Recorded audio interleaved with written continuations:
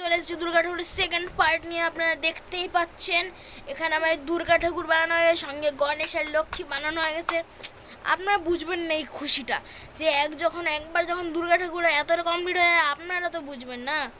সেখানে দেখতেই পাচ্ছেন আজকে আমরা আপনাদের বাড়িটা দেখাবো। আমাদের দেখতে পাচ্ছেন দুর্গা ঠাকুরের জিনিস, এই আমার দাদা দিদি, এই যে আমার ভাই। হ্যালো, এটা আমার দাদা আমার চ্যানেলটা খুলে দিয়েছে। তো এখানে আমাদের গেট আপনারা দেখতে পাচ্ছেন, এখানে সব ওই কুকুরগুলো থাকে, লড়াই করে রাখতে হবে। হ্যাঁ ঠিক বলেছে আমার দাদা। এই যে তারপরে আমাদের ওখানে বিশ্বকর্মা ঠাকুর আপনারা দেখতেই পাচ্ছেন।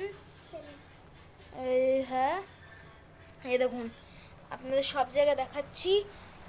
এখানে আপনারা দেখতেই পাবেন আমাদের দুর্গা ঠাকুরটা, যেটা এখন তৈরি হচ্ছে।